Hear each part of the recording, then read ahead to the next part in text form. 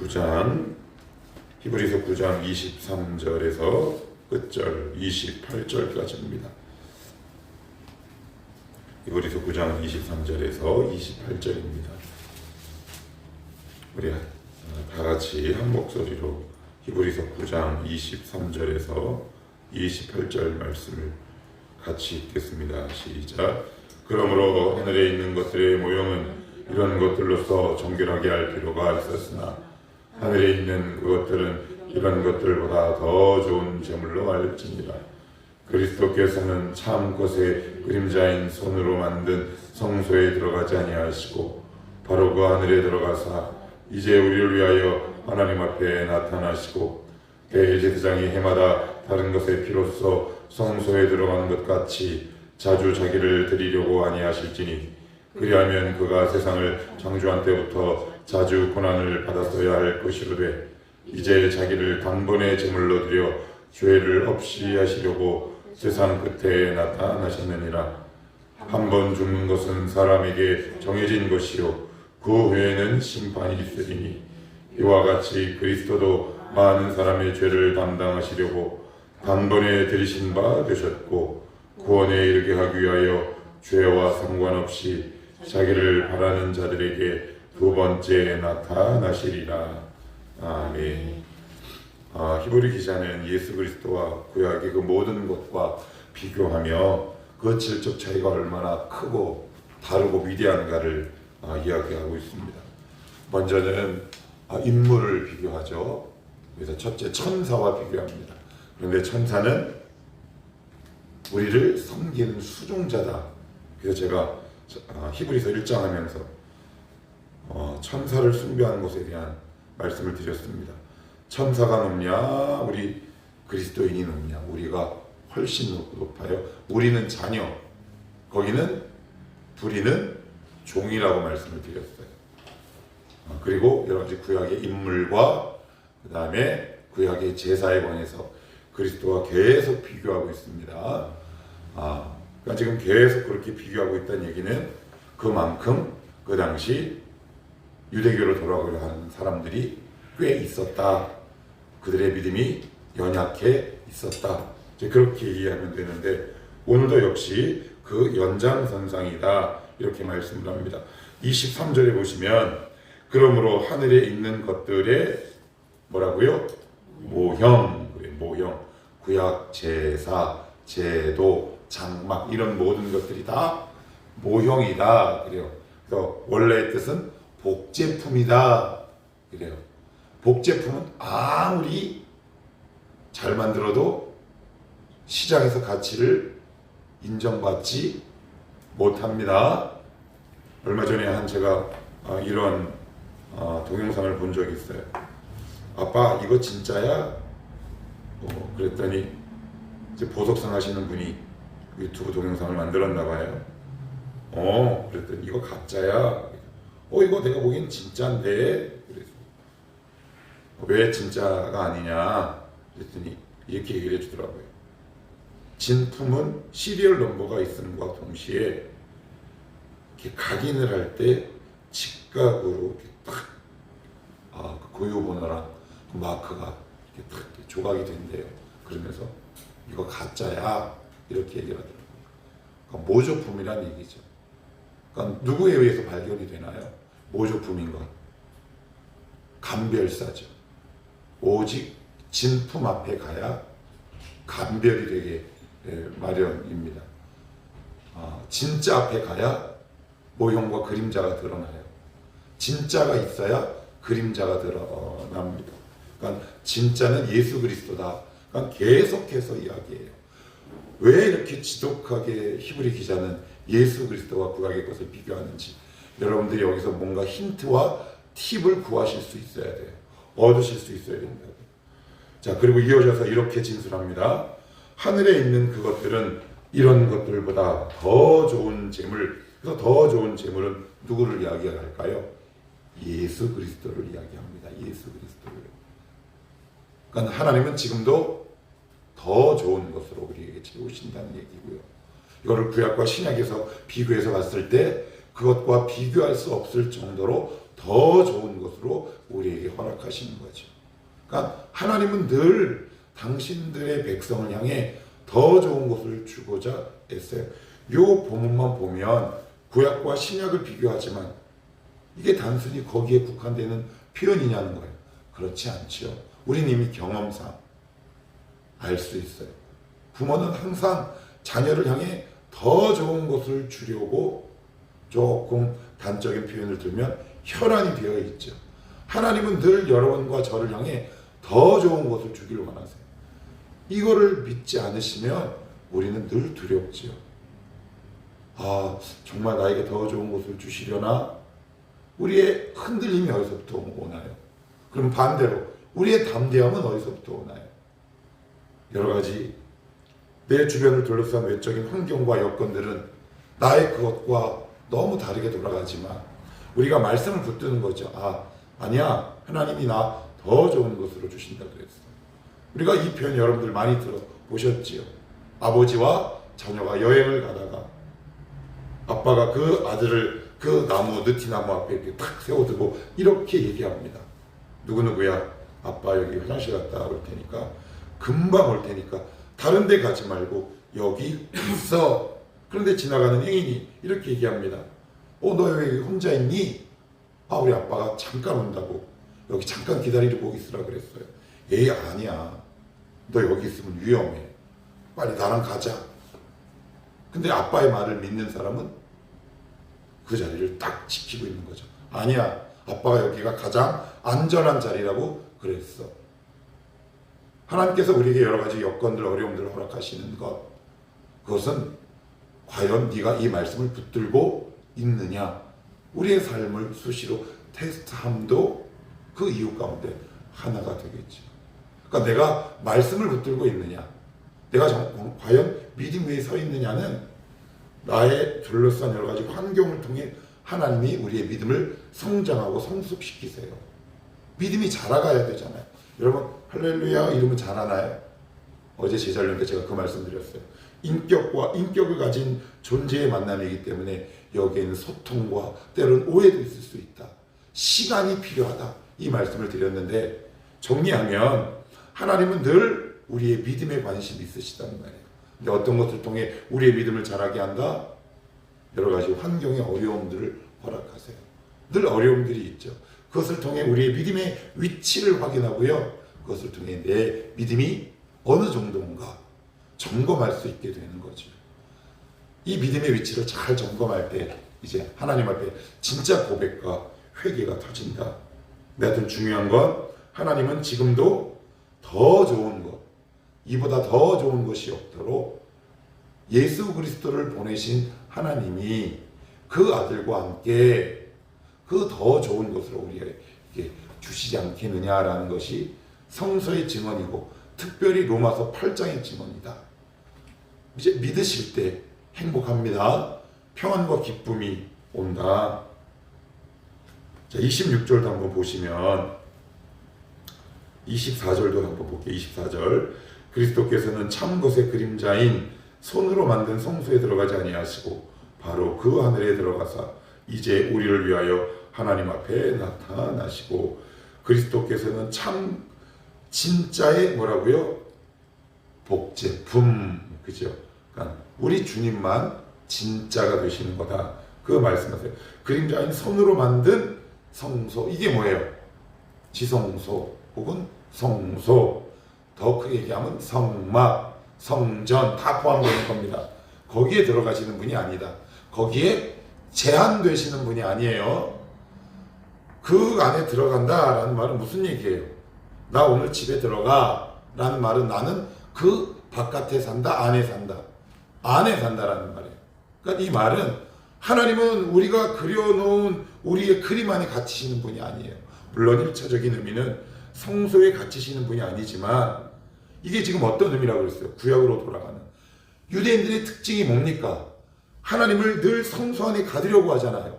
그래서 여러분 열왕기상 8장에 보면 솔로몬이 성전을 짓고 이렇게 고백합니다. 주님은 이 성전에 갇히시는 분이 아닙니다. 이렇게 고백하잖아요. 그러니까 우리는 내가 그려놓은 나만의 성소가 있다는 말이에요. 그래서 이 바깥으로 나가면 두려워요. 여러분들 신앙이 얼마나 두려운 줄 아십니까? 내가 알고 있는 하나님 이외의 것을 만나게 되면 두려워요. 내가 지금까지 만났던 하나님은 이런 하나님인데, 성경 공부하고 나니까, 말씀을 듣다 보니까, 제자 훈련을 받다 보니까, 다르네? 그러면 여러분, 평안이 오지 않습니다. 두려워요. 우리는 익숙한 하나님을 찾아요. 그게 바로 히브리인들입니다. 익숙한 하나님을 찾아요. 이들에게 익숙한 하나님은 누굽니까? 성소 안에 있는 하나님. 여러분들의 하나님은 어떤 하나님입니까? 그동안 나와 늘 함께 했는데 말씀을 듣고 읽고 연구하고 훈련받고 깊이 들어가다 보니까 내가 그동안 믿어왔던 하나님과 조금 결이 다르네. 이런 하나님을 내가 인격적으로 딱 만날 때 두려움이 올 수 있어요. 그런데 오늘 그 잘못된 것들을 히브리 기자는 유대인들에게 설명해내고 있습니다. 성소에 들어가지 않는다. 우리 안에 갇히지 않아요. 우리가 그려온 그림 안에 갇혀 있는 분이 아닙니다. 그러면 성소보다 작으면 하나님 아니잖아요. 그죠? 그 성소보다 커야죠. 최근에 여러분 어떤 낯선 하나님을 만나셨습니까? 이게 좋은 거 아닌가요? 이게 좋은 겁니다. 그동안 늘 만났던 하나님, 똑같은 하나님, 맨날 이렇게 11조 내면 복 주고 11조 내면 복 주고 11조 내면 복 주고 이런 미신에 갇혀있는 하나님이 아니라 왜 복이 임하지 않지? 거기서부터 갈등이 시작돼요. 주님과 충돌이 일어납니다. 씨름이 일어나는 거지요.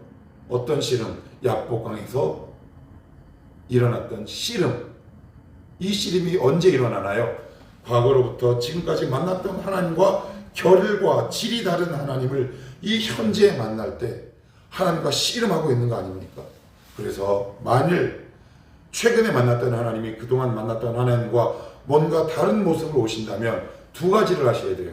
이 하나님은 정말 성서가 말하는 진짜 하나님인가 말씀을 통해 점검하시고 성서의 증언이 맞는데 왜 내가 과거에 만났던 하나님과 다른 것인가 라고 한다면 감사하셔야 합니다. 왜요?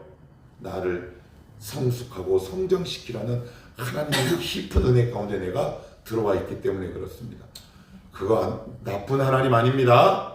우리의 믿음을 자라게 하는 하나님입니다. 그러니 끊임없이 자라가십시오. 끊임없이 성숙해 가십시오. 과거에 만났던 하나님, 제가 그래서 자주 듣는 예가 있잖아요. 홍해에서 역사하셨던 하나님과 요단강에서 역사하셨던 하나님, 동일한 하나님, 성삼일체 하나님 맞지요? 그런데 홍해는 어떻게 건넙니까? 아무것도 안 해요. 근데 요단강은요, 제사장의 발이 물가에 잠기자. 다른 하나님입니까? 동일한 하나님입니까? 동일한 하나님이란 말이죠. 이게 믿음 아닌가요? 이것이 성숙 아닌가요? 왜 과거로부터 지금까지 그 만났던 그 하나님에서 한 걸음 더 나아가지 않고 있습니까? 끊임없이 나가셔야 합니다. 계속 걸어가셔야 합니다. 그리스도의 장성한 분량에 이르기까지 영원히 하나님을 찬양하는 그 영광의 자리에 우리가 영원히 서 있는 성도라면 그 수준까지 자라가셔야 한다. 지금 그 말씀을 하고 있는 거지요. 26절도 보시면 그리하면 그가 세상을 창조한 때부터 자주 고난을 받아야 할 것이로되 이제 자기를부터 한번 같이 읽어봅니다. 시작. 이제 자기를 단번에 제물로 드려 죄를 없이 하시려고 세상 끝에 나타나셨느니라. 그래요. 여기 보면 자기를 어떻게 해요? 단번에. 히브리서는 계속 나옵니다. 단번에 그 주님의 구속 십자가는 한 번이다. 그래서 제가 지난주에 이렇게 말씀드렸어요. 주님의 구속사, 이 제사, 제물은 1회인데 왜 1회냐? 완벽하고 완전하기 때문에 그렇다. 근데 이것을 허물려 하는 수많은 어둠의 세력들이 있는 거죠. 결국 구약으로 돌아가는 것은 무슨 의미입니까? 제사 제도가 부활되는 거잖아요. 그러면 제사 제도가 이미 다 끝났어요. 그러면 그 제사를 반복해요. 근데 가짜를 잡고 복제품과 모조품을 반복하려고 하는 그들을 향해 지금 히브리 기자는 아주 쓴소리를 내뱉고 있는 겁니다. 이미 단번에 끝났다. 그러니 그리스도께서 우리에게 행하신 구원 그 역사는 완벽하고 완전하다. 저와 여러분이 더 이상 보탤 것도 뺄 것도 없습니다. 이것을 보태는 것이 어딘가요? 가톨릭이죠. 보태는 것이 뭔가요? 율법이죠. 이건 아니야. 뭔가를 더 해야 돼. 그래서 칼빈은 기독교 강요 그 앞부분에 로마 가톨릭에 드리는 예배를 뭐라 그래요? 거기는 뭘 드린다 그래요? 미사, 영어로 MASS라고 합니다. 그걸 뭐라고 간주하십니까? 개들의 향연이라는 표현을 썼습니다. 왜요? 그리스도의 구속사역에 뭔가를 더하려고 했기 때문에 그래요. 조심스러운 표현이긴 하지만 극단적인 교단에서는 가톨릭을 향해 거기는 구원이 없어 라고 얘기하는 분들도 있어요. 이건 학자들마다 의견이 좀 다르기 때문에 여기서 그 얘기는 하진 않겠지만, 그리스도의 구속사역은 더 이상 보탤 것도 뺄 것도 없어요. 그러니까 여러분들 얼마나 감사한지 몰라요. 우리가 그것을 누리기만 하면 돼요. 누리기만 하면 돼요. 더할 것도 없어요. 우리를 향하신 그리스도 안에서 행하신 하나님의 구원사는 완벽하다. 그런데 여기서 우리가 좀 주목해서 봐야 할 문장이 있는데, 자기를 단번에 제물로 드려 죄를 없이 하시려고 언제요? 세상 끝. 근데 여러분 우리가 기도 들어보면 이렇게 얘기해요. 하나님 이 세상 끝, 이 종말이 참 악합니다. 이런 대표기도 많이 들어봤잖아요. 보통 장로님들 기도하면 거의 이 표현 들어가. 종말. 근데 성경도 종말이라고 그러고 지금도 종말이라고 그러고 예수님이 태어났을 때도 종말이라고 그래요. 그러면 언제가 종말이에요? 이 의미가 뭐예요? 중요한 의미를 담고 있어요. 예수님이 태어나신 그 이후부터 세상의 종말이 시작되었다는 말은 예수님을 통해 하나님이 그 종말의 기준을 마련했다라는 얘기예요. 아주 쉽게 얘기할게요. 예수 그리스도만이 심판의 기준이 되신다라는 의미예요. 이 말씀은. 그러니까 지금도 종말이에요.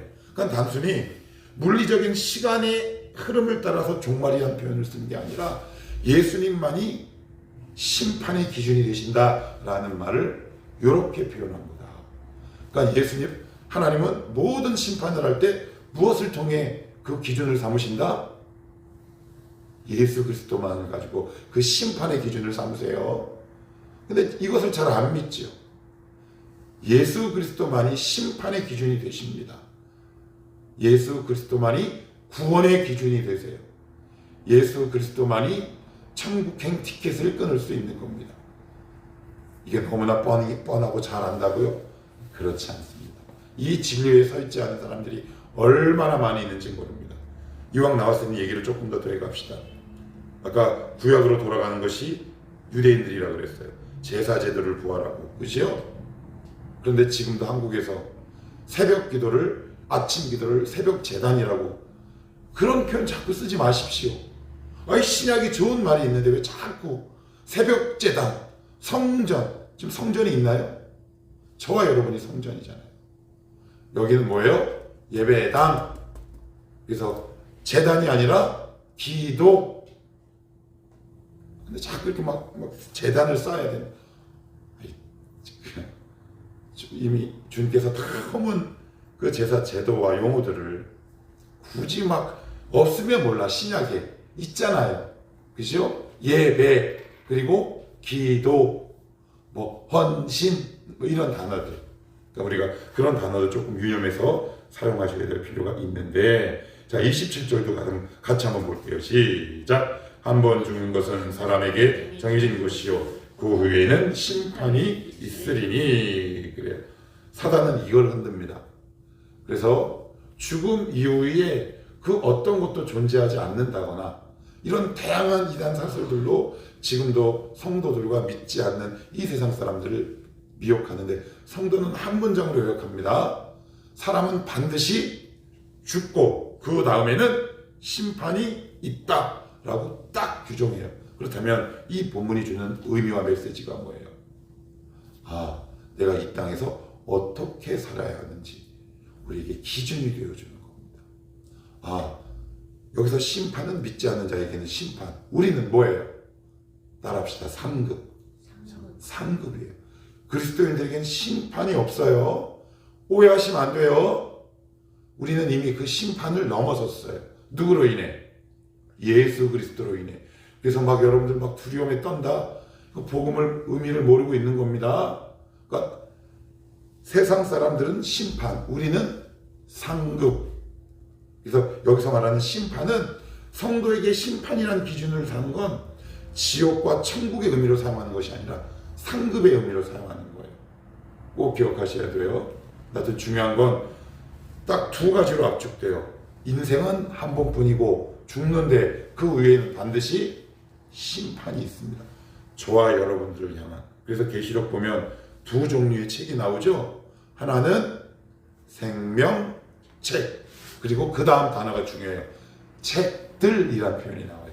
책들. 그래서 전통적으로 해석에 약간의 차이가 있긴 하지만 이 생명책은 심판, 즉 천국과 지옥에 관한 그 기준점이 되는 책이요. 책들은 성도의 상급에 관한 책이다 라고 전통적으로 해석을 해오는데 큰 무리는 없어 보여요. 중요한 건 우리는 심판의 대상이 아니라 상급이다. 그러니까 지금 내가 걸어가는 길, 내가 섬기는 모든 섬김의 행위가 하나님이 카운트하시는 거죠. 우리가 손해보는 것들, 우리가 믿음 때문에 속상한 것들, 하나님 말씀을 순종하기 위해 울며 걸어갔던 그 모든 것들, 그런 것들을 하나님은 지금 카운트하신대요. 그래, 고생했다. 이것만 너희의 삶이 끝이 아니다. 너에게 상이 있을 것이다. 그래서 여러분들 순종할 때 이거 기억하셔야 합니다. 하나님, 저 상이 있으면 믿습니다. 사도 바울도 고백했어요. 내가 그 부름의 상을 위해 내가 그 달려간다. 사도 바울 어디 출신입니까? 로마 시민권자입니다. 로마 시민권자라는 얘기는 무슨 얘기냐?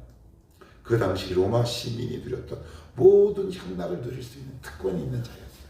그걸 버리죠. 왜 버렸을까요? 뭐 이유는 간단하죠. 그리스도 안에서 누리는 기쁨이 더 컸기 때문에.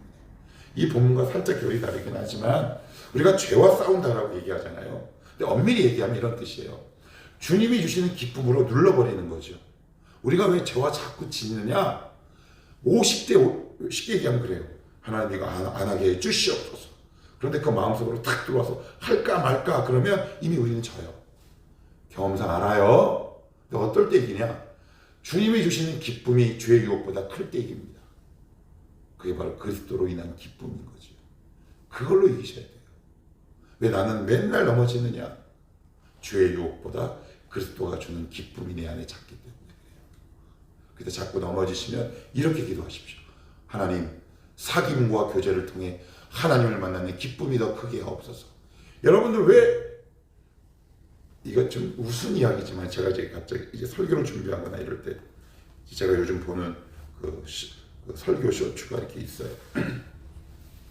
그러면 그 중간중간에 얼마나 많은 광고가 뜹니까? 근데 요즘은 너무 음란해서 이게 광고인데 이상하게 그냥 시쳇말로 야시한 광고가 이렇게 잠깐 삽입될 때가 있어요. 뭐 특별한 광고도 아니에요. 그럼 저는 그걸 빨리 넘깁니다. 왜 빨리 넘길까요? 그리스도가 주는 기쁨이 더 큼을 알기 때문에 넘깁니다. 그런데 그걸 딱 보면서 볼까 말까 그러면 여러분 이미 끝난 거예요. 왜 그렇다? 주님이 주시는 기쁨보다 죄로 인한 기쁨이 큰 거고요. 그 죄를 이기는 힘은 단 하나예요. 그리스도가 주는 기쁨을 내 안에 더 크게 올 때 그래요. 큰 게 작은 걸 이기는 거잖아요. 그죠? 예. 자, 우리 28절 읽을게요. 자, 마지막으로 우리 같이 한번 봅니다. 자, 시작. 이와 같이 그리스도도 많은 사람의 죄를 담당하시려고 단번에 들이신 바 되셨고 구원에 이르게 하기 위하여 죄와 상관없이 자기를 바라는 자들에게 두 번째 나타나시리라. 여기 이런 독특한 표현이 있어요. 죄와 상관없이. 여기 무슨 말일까요? 첫째는 속죄 때문에 오셨어요. 속죄 때문에 십자가에 달리시기. 이제는 그와 관계없이라는 뜻이에요. 그래서 오시는 첫 번째 목적이 뭐래요? 자기를 바라는 자들.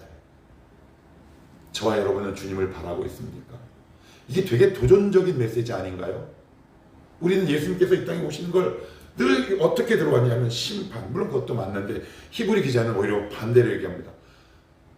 자기 새끼들 보려고, 그리고 그것을 바라는 성도들. 그러면 여기서 우리가 질문이 하나 나와야 돼요. 하나님, 근데 저는 왜 예수 그리스도가 지금 이 땅에 오는 걸 나는 왜 바라지 않고 두려움이 생길까요? 라는 질문. 저는 이 질문을 20대 내내 던졌어요. 하나님, 왜 이렇게 저는 두려울까요?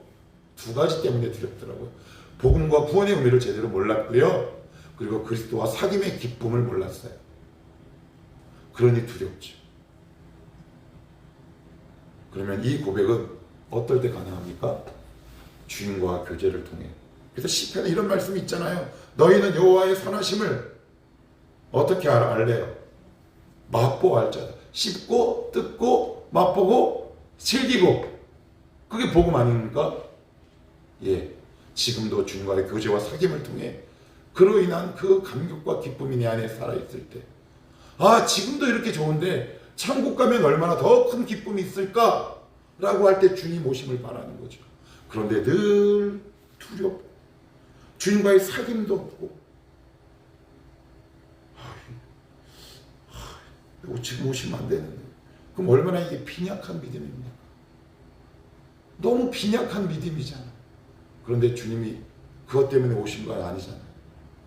하나님 오늘도 이 복음의 광채를 받음으로 그 복음의 기쁨과 사귐의 기쁨을 내가 누리게 하옵소서. 그래서 죄는 어떻게 이기는 거다? 주님과의 기쁨의 크기를 갖고 주의 무게를 이기는 겁니다. 예, 그래야 이길 수 있어요. 간당간당하면 못 이겨요. 완전한 구원을 위해 오신 그 주님의 재림을 바라는 삶, 이 땅에서 주님의 신실하심을 맛본 사람들, 그 주님과 사귐과 교제하는 그 힘이 얼마나 기쁜 것인가, 저와 여러분들이 경험하게 되기를 축복해요. 그래야지 기도하고 싶어집니다. 하나님, 그래, 오늘도 나에게 주신 은혜가 너무 기대돼. 그래야 여러분들의 경건의 삶이 풍성해지죠. 거기서 막 응답이 터지지 않겠습니까? 하나님의 살아계심을 확인하는 일들이 일어나지 않겠습니까? 우리의 경건, 우리의 기도, 우리의 말씀 보는 이 모든 행위들이 그리스도 안에서 주님을 만나는 강력한 은혜의 도구가 되시기를 주님의 이름으로 축복합니다.